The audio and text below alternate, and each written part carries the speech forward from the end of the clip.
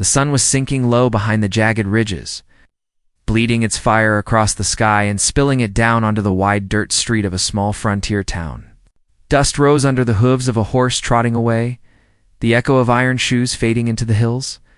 The air carried that old scent of sweat, leather, and wood smoke, the perfume of a land half built and half wild. Folks moved slow, weary from another day of hard living.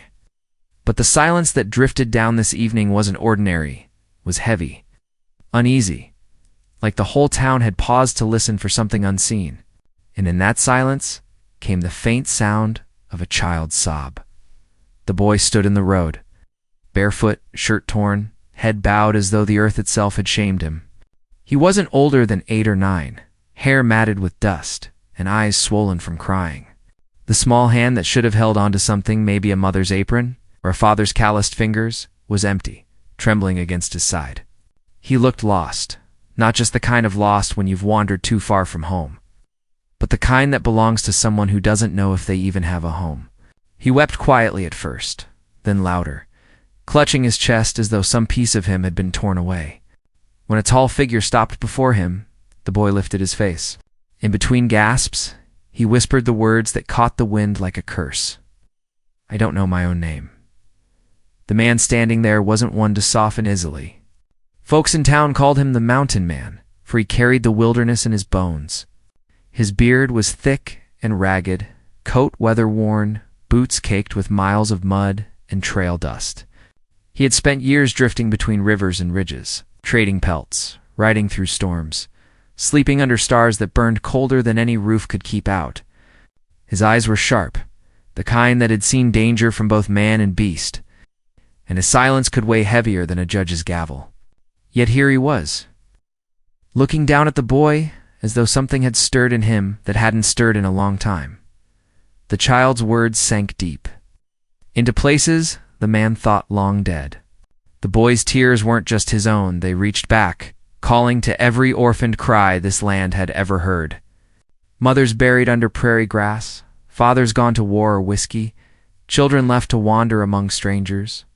The townfolk watched from porches and doorways, curious but cautious.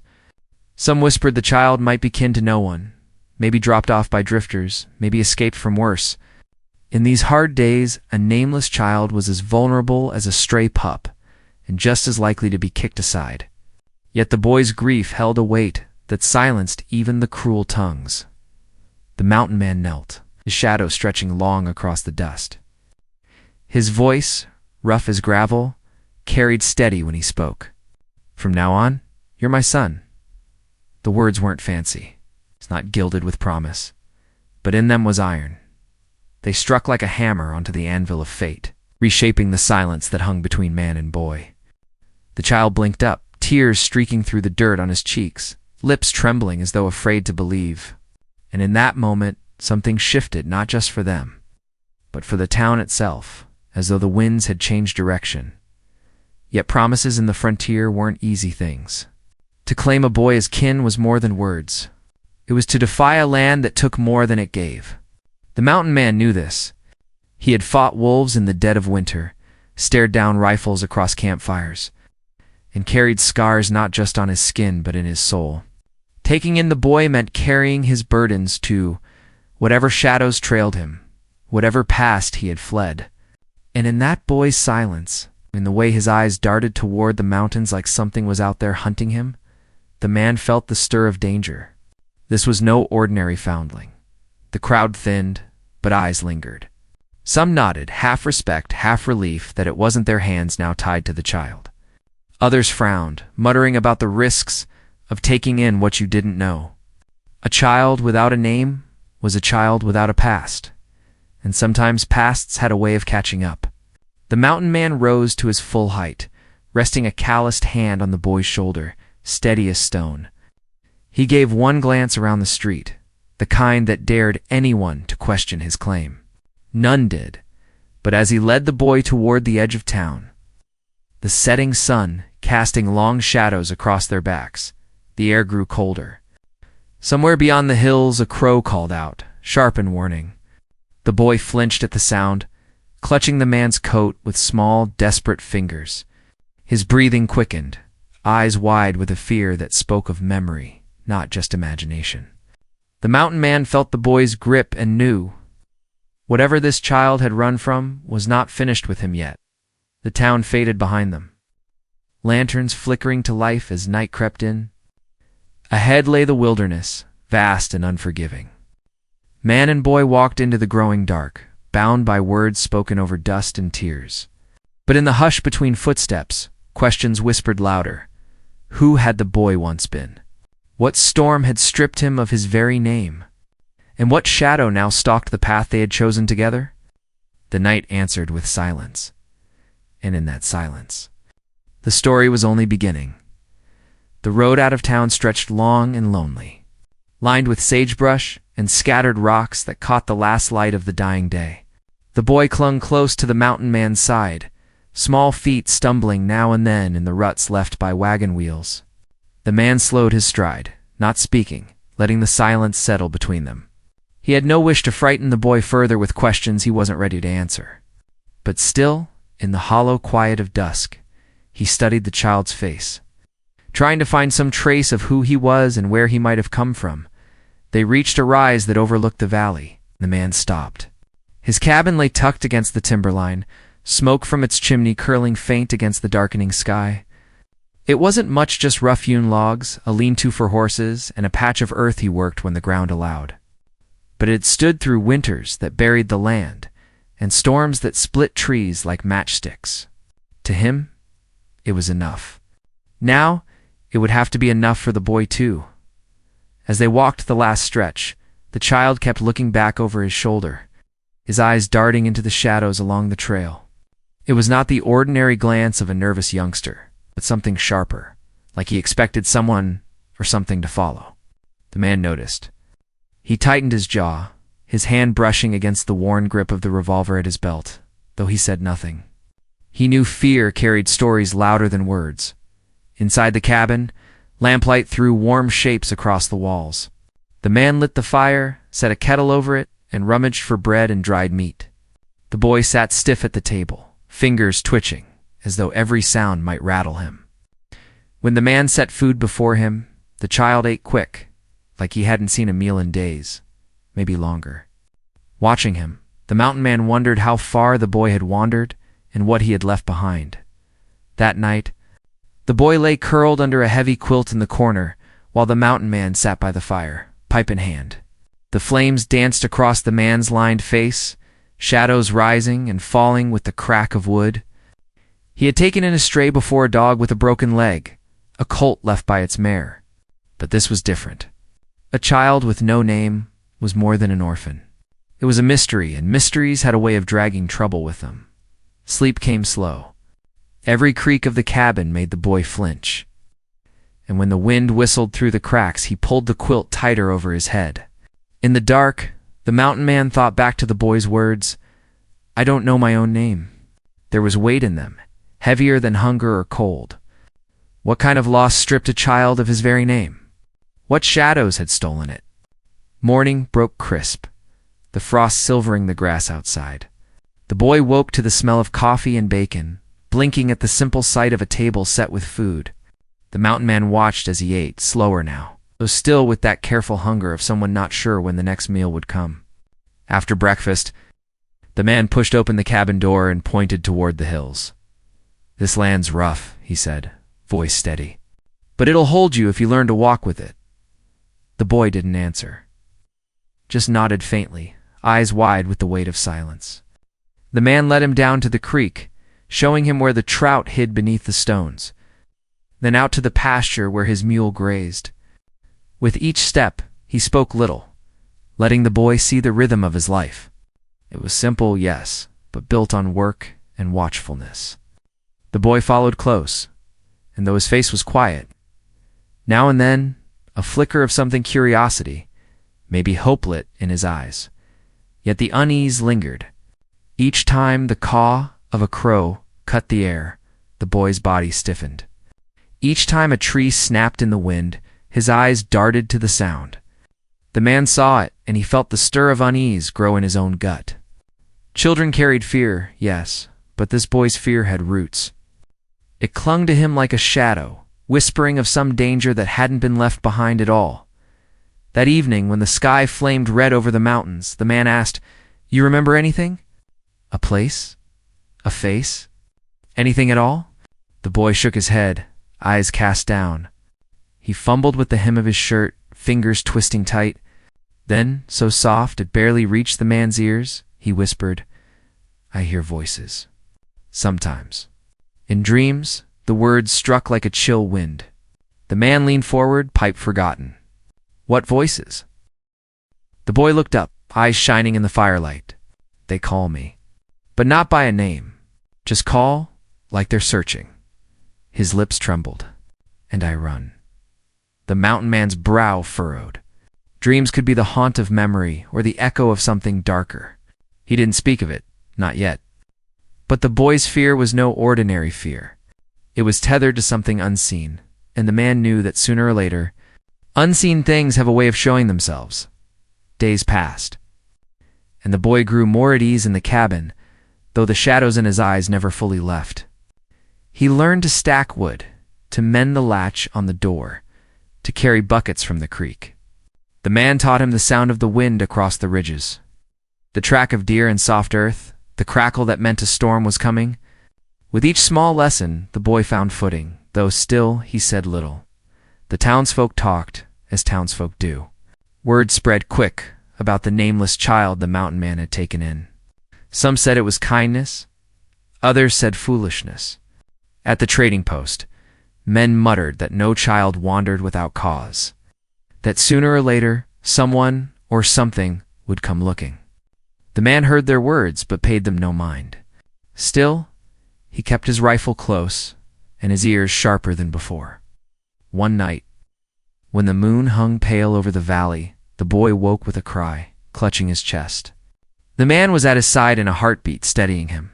The child shook, sweat beading his brow. "They were closer this time," he whispered, voice broken. The man asked nothing more. He only held the boy steady until his breathing slowed. But as he sat awake long after, staring into the embers, he knew the truth of it. The boy's past was moving toward them, step by step, unseen, but certain, and out there.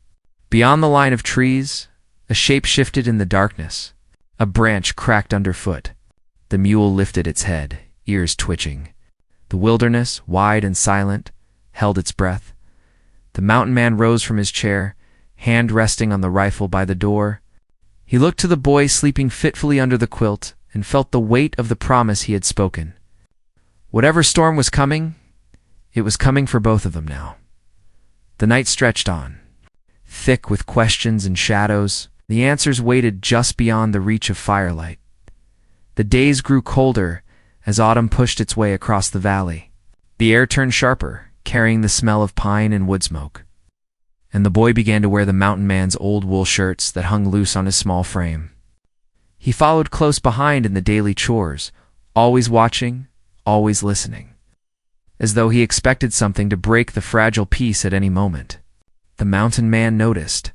He had lived long enough among wild things to know when a creature was restless, when its eyes searched the horizon for danger it couldn't name.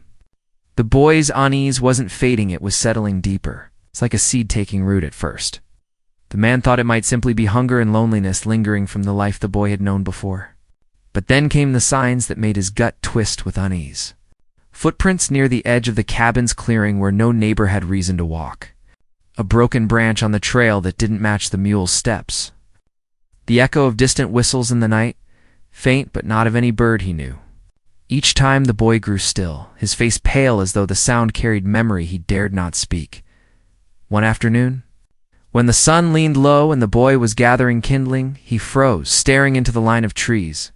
The man followed his gaze but saw nothing, only shadows thick between the trunks. The boy dropped the sticks, trembling. "They're watching," he whispered. His voice cracked like dry twigs underfoot. The mountain man laid a steady hand on his shoulder, but he felt the truth of it too. Something unseen pressed against the edges of their world, circling closer. The town had its own share of whispers. A stranger had been sighted down near the river tall, cloaked, asking questions in a voice that carried no warmth. Some swore he bore scars across his face, Others said he spoke of debts unpaid. Nobody lingered long to listen. Folks in those parts knew when silence was safer. But word always travels, and soon it reached the ears of the mountain man. He said nothing to the boy, though his hand lingered on the rifle longer each night before setting it by the door. The boy's dreams grew worse. He woke often, eyes wide, whispering that voices called to him. Once he even rose from his quilt and stumbled toward the door in his sleep, muttering words the man couldn't catch. The mountain man shook him awake, steadying him with a firm grip. The child clung to him, sobbing, his small body shaking. "They want me back," he gasped. The man held him until his sobs faded, though inside he felt the weight of those words settle deep.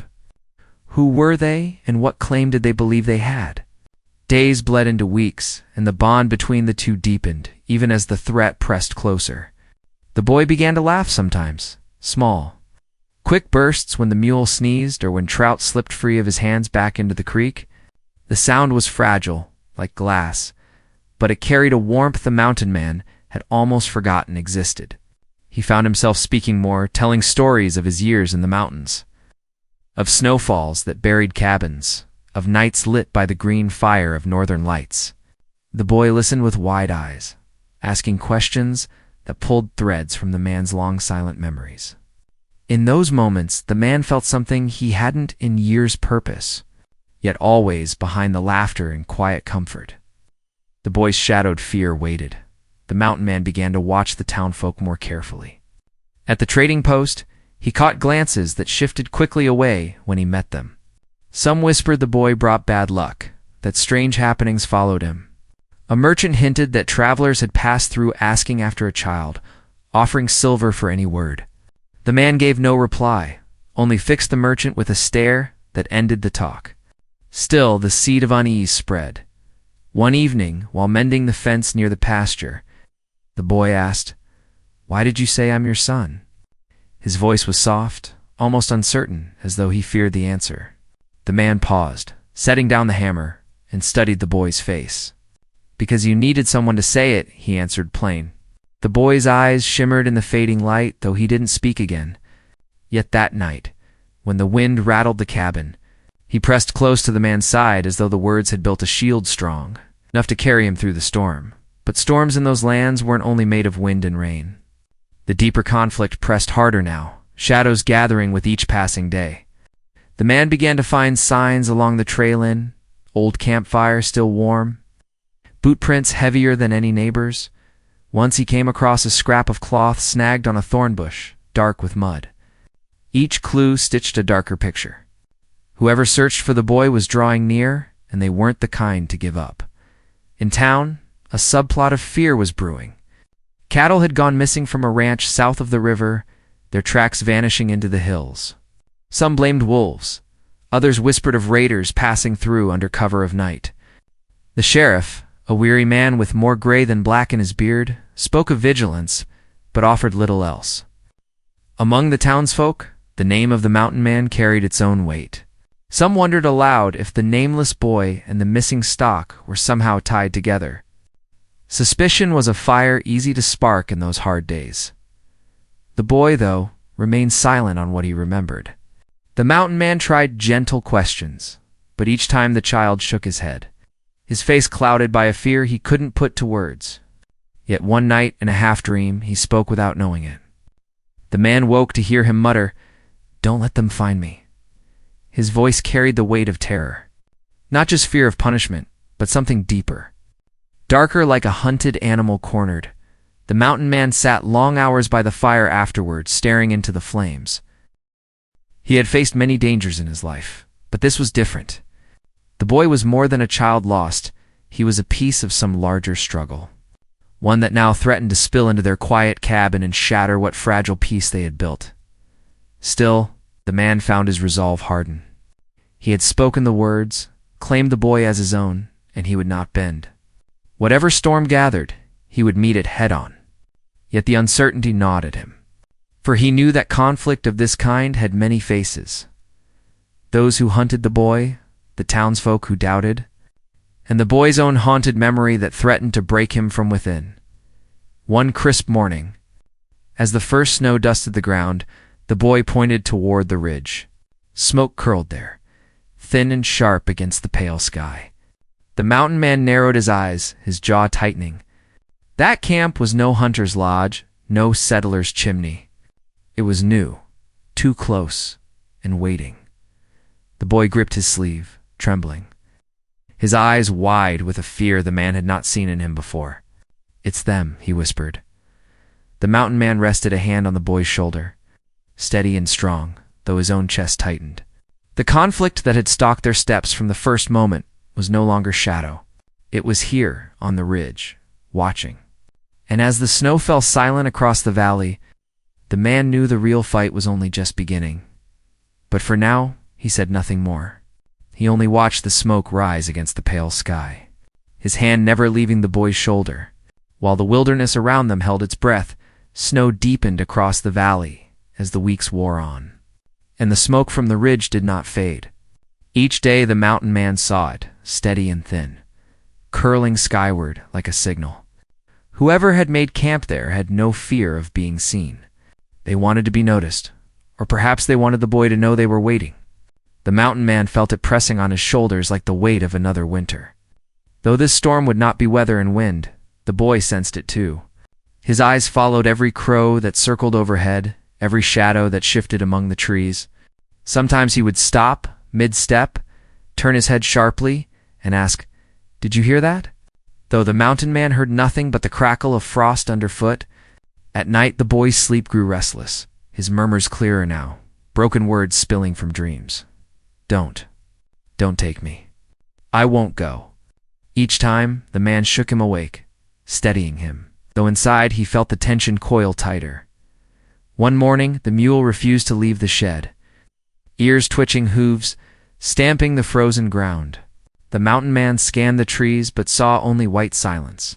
Still, he tightened his coat, slung the rifle across his back, and told the boy to stay close. Tracks had appeared along the creek, boot prints deep in the snow, circling, then vanishing toward the ridge. They were too fresh to ignore. The town grew restless under its own burdens. Ranchers complained of stock disappearing. Trappers swore they'd seen figures moving at dusk along the foothills. The sheriff tried to keep order, but whispers carried faster than law. Some began to mutter that the trouble had started when the nameless boy appeared. At the trading post, voices rose louder. "Bad luck comes with strays," one man spat. "Always does." The mountain man met their words with silence, his hand steady on the boy's shoulder as he collected his supplies. But he saw the way the boy lowered his gaze, shame cutting sharper than any winter wind. One evening, as the fire cracked low in the cabin, the boy spoke without prompting. His voice shook, but his eyes held steady on the flames. "I remember a place. Not far from water, big stones, and men who wore coats like the night." His breath caught. "They said I belonged to them, that I was theirs." The mountain man's chest tightened. He leaned forward, his voice low. "And you ran?" The boy nodded, tears welling. "I ran, but I can still hear them. Even now. Like they're calling me back." The silence after stretched long. The mountain man understood then what hunted them. Not family seeking a lost child, not neighbors searching for kin, but men with claims rooted in cruelty, binding the boy in ways no law would recognize. Whoever they were, they believed the child was theirs. They would not give up. That night, the wind carried faint echoes down the valley whistles, sharp and deliberate. The boy stirred in his sleep, mumbling as though the sound reached even his dreams. The man gripped the rifle and stepped into the dark. Snow crunched under his boots, the cold biting his beard, but he stood steady, scanning the tree line. Out there, beyond the reach of firelight, something waited. The tension grew thicker in the days that followed. The mountain man took the boy farther into the hills, teaching him how to move quietly, how to watch the trail behind them. He showed him how to listen for the snap of branches, the hush of steps that didn't belong to deer or fox. The boy learned quick, fear sharpening his senses. Yet each lesson drove home the truth. They weren't preparing for peace. They were preparing for a reckoning. Rumors from town worsened. A peddler arrived, breathless, swearing he had seen riders cloaked in black crossing the pass. Another said he found a campsite littered with bones, charred and cracked. Fear spread fast, and suspicion faster. The sheriff called a gathering, urging calm, but his eyes kept drifting toward the mountain man and the child beside him. The message was clear: trouble was near, and many believed it had already chosen its home. The boy clung tighter to the man's side as they left the gathering. "They'll send me back," he whispered. "No," the man answered, voice like stone. "You're my son now. No one takes you from me." The words steadied the boy. But deep inside, the mountain man knew that keeping such a promise would demand more than strength. It would demand blood.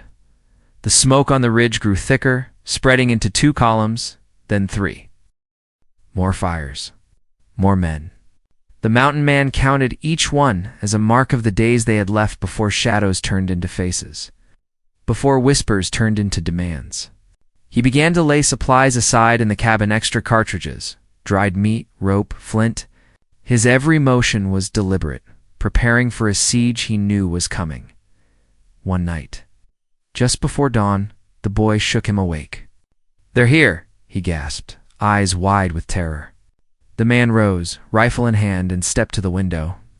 In the dim light of breaking day, figures stood at the edge of the clearing, silent. Watching, they did not move, only stood still against the snow. Their outlines sharp, their presence undeniable. The boy's breath came quick and shallow, his small hands clutching the man's coat. When the man opened the door, cold air rushed in.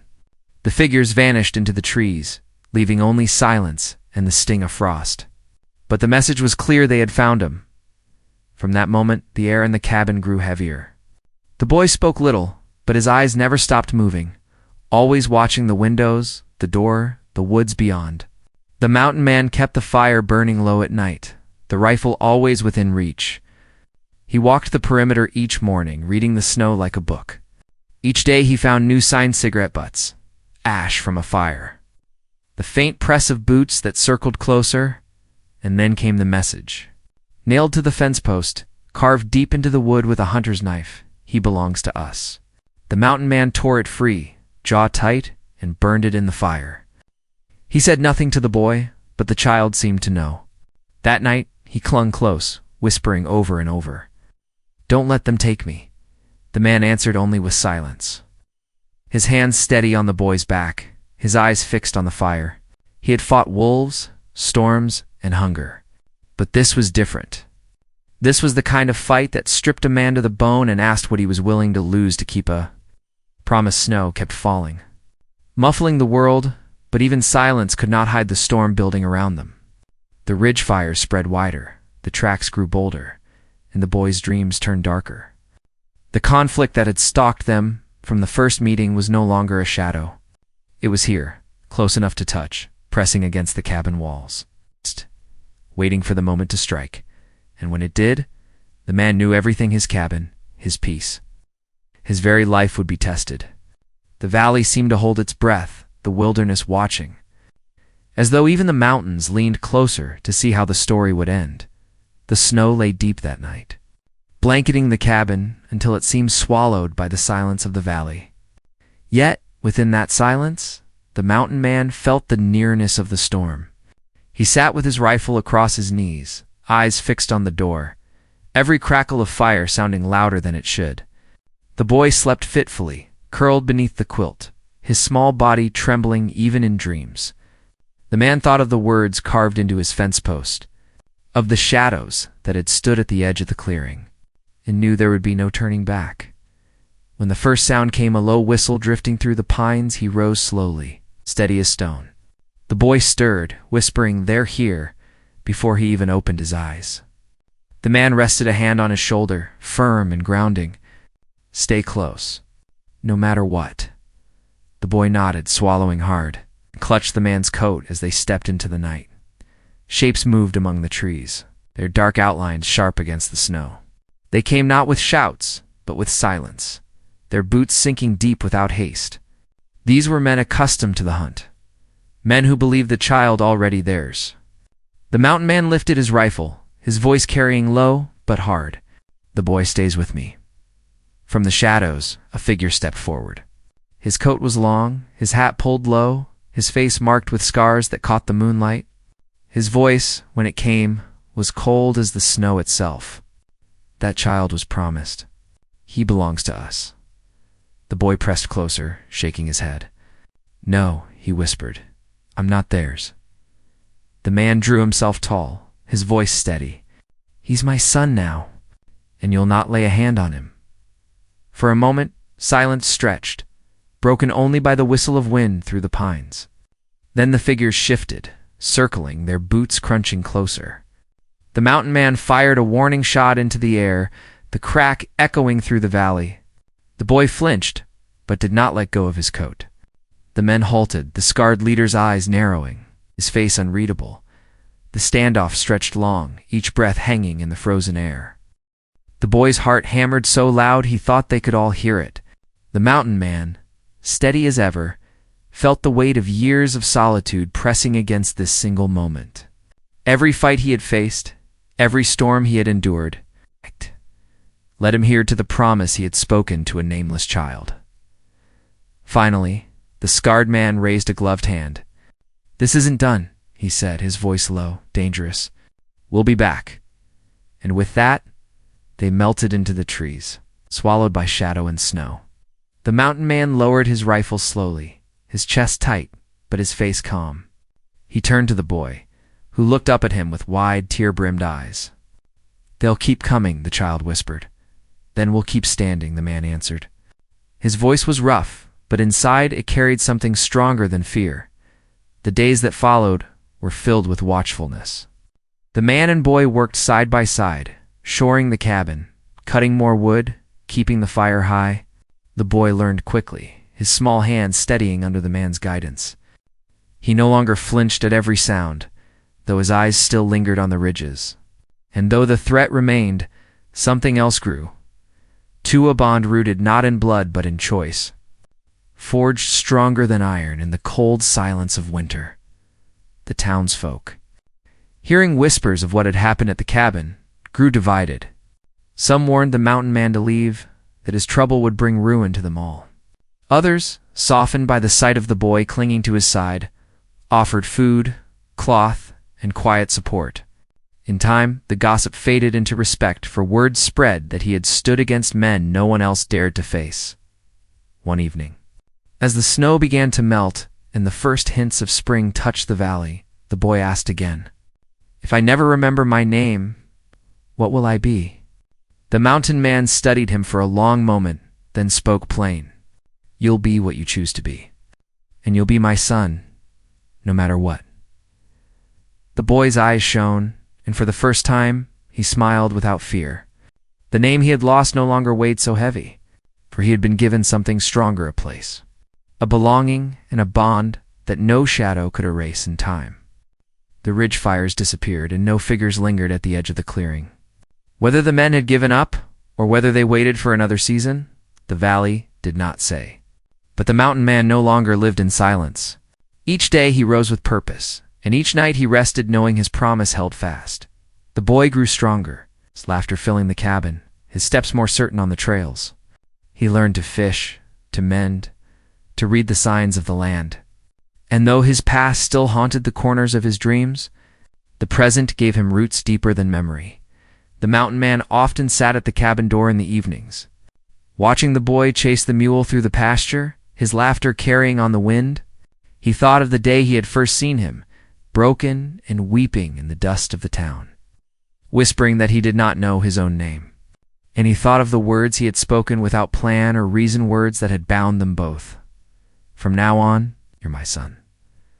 The land remained wild, the winters harsh, the shadows always near. But within that wilderness, something rare had been built.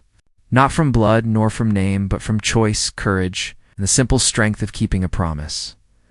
The boy no longer wept for what he could not remember. He no longer whispered that he was nameless. For in the eyes of the mountain man, he had been given all the name he would ever need. And in that valley, beneath the ridges that carried the winds of countless forgotten years, a man and a child, once strangers, now bound as father and son, stood against the world, and they endured. Their story lingered long after, carried in quiet words by townsfolk who had seen it unfold, told again by those who passed through the valley and wondered at the cabin that stood firm against storms.